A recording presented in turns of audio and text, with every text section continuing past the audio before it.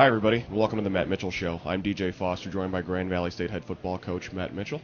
Mitch, another good victory for you this past weekend, a 35-13 victory over Wayne State in your home finale. Puts you at 8-2 overall. You're 7-2 in GLIAC play. You're in sole possession of first place in the GLIAC North Division. With all the injuries you've had, the back-to-back losses, to be able to control your own destiny this late in the season is pretty remarkable.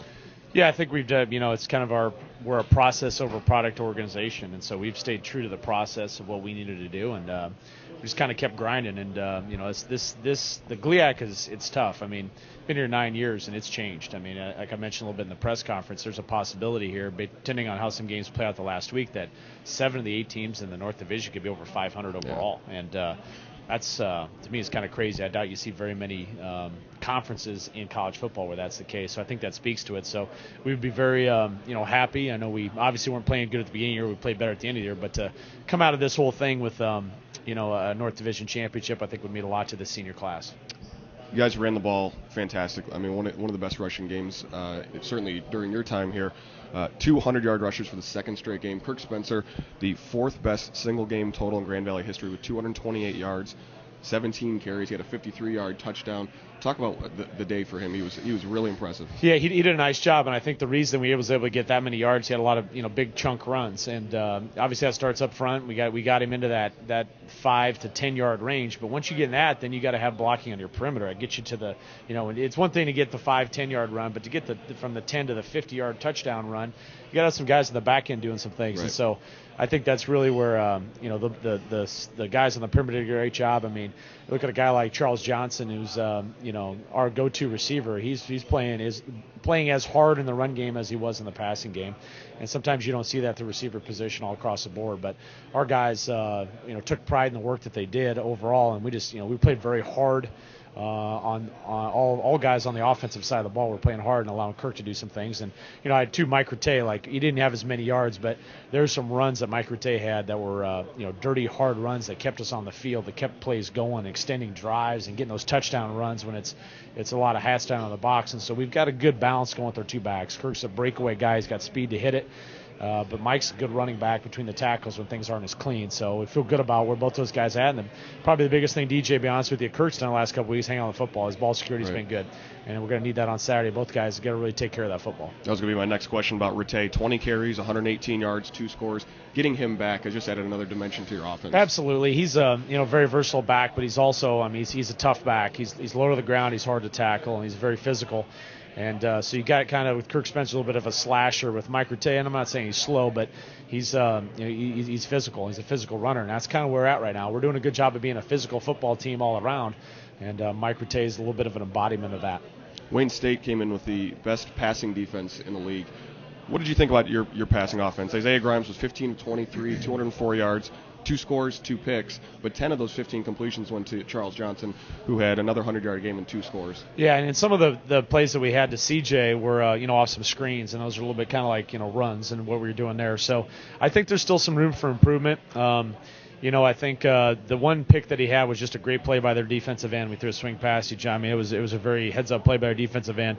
The second one, I think we had a guy open early, and he, kind of threw a bad ball and threw a little bit of a bad ball late to lead to a pick. So that's something I still think that, we're running the ball pretty effectively now. We're getting in a groove doing that.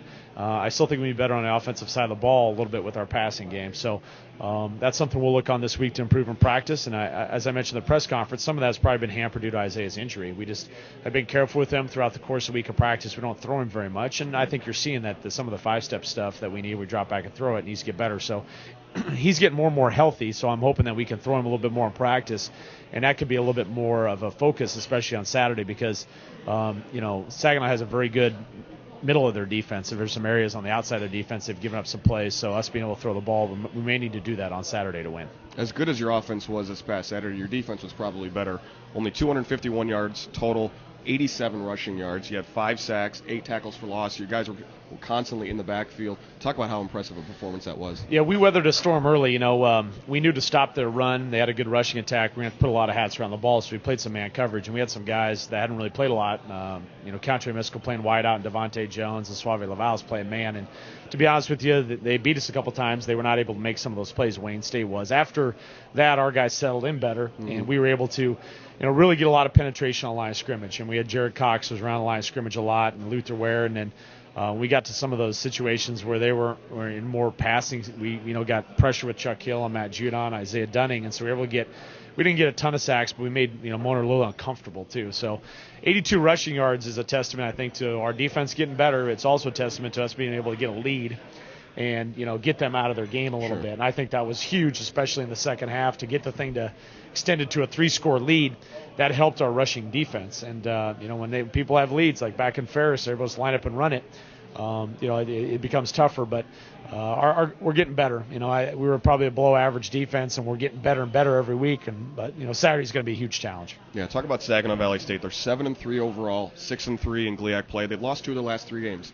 Hillsdale, and they just lost Northern Michigan this past weekend, but they bring in the top passing offense.